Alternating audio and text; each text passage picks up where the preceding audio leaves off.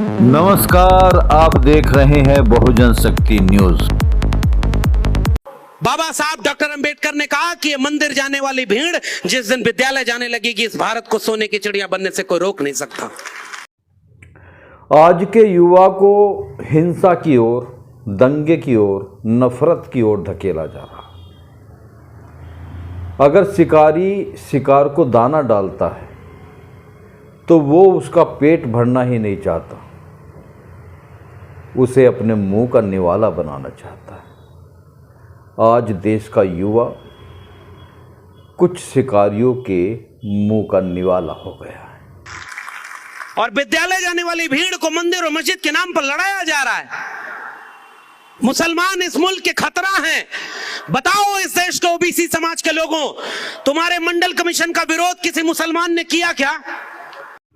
देश के युवाओं को शिक्षा से वंचित कर कर उन्हें जाति और धर्म के नाम पर लड़ाया जा रहा है और विकास की ओर देश के युवाओं को ना ले जाकर उन्हें धार्मिक पाखंडवाद में लिप्त किया जा रहा है।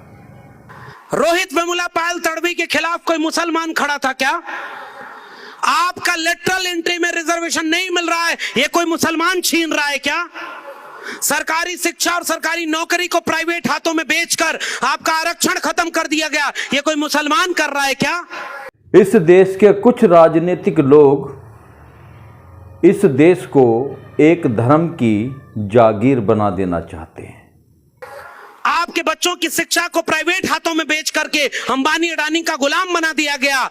लाखों रुपए में डिग्रियां बिकेंगी। जिसकी जेब में पैसा होगा उसके बच्चे पढ़ेंगे, जिसकी जेब में पैसा नहीं होगा उसके बच्चे नहीं पढ़ेंगे। ये कोई मुसलमान कर रहा है क्या?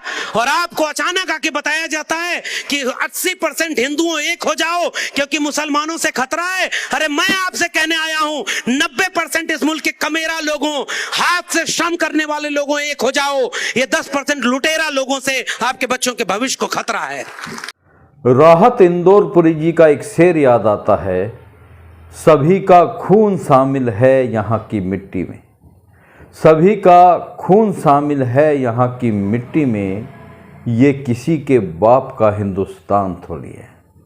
ये देश हिंदू, मुस्लिम, सिख, ईसाई सभी वर्गों के समावेश से हिंदुस्तान बनता है। इस मुल्क पर सभी का अधिकार है, सभी ने इस मुल्क के लिए बलिदान दिए हैं, इसलिए ये देश सभी का है। और केवल शिक्षा बचाओ।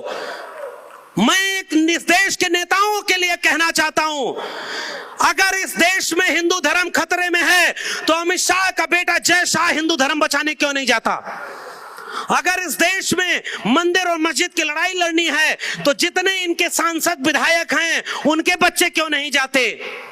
आपको पता होना चाहिए कि ये बड़े बड़े नेताओं और उद्योगपतियों के बच्चे विदेश में पढ़ाई करते हैं और हमारे आपके घरों के बच्चों को सरकारी स्कूल भी नहीं नसीब होता है। और आपके बच्चे जब शिक्षित नहीं होते तो अचानक कोई आकर कहता है कि धर्म खतरे में है, आपका बच्चा धर्म बचाने चला जाता और आपका परिवार लुट जाता है और जो लड़ा रहा है उसका परिवार आबाद हो गया। वो एक चुनाव जीता, अगली बार दूसरा चुनाव जीतेगा, तीसरी बार तीसरा चुनाव जीतेगा।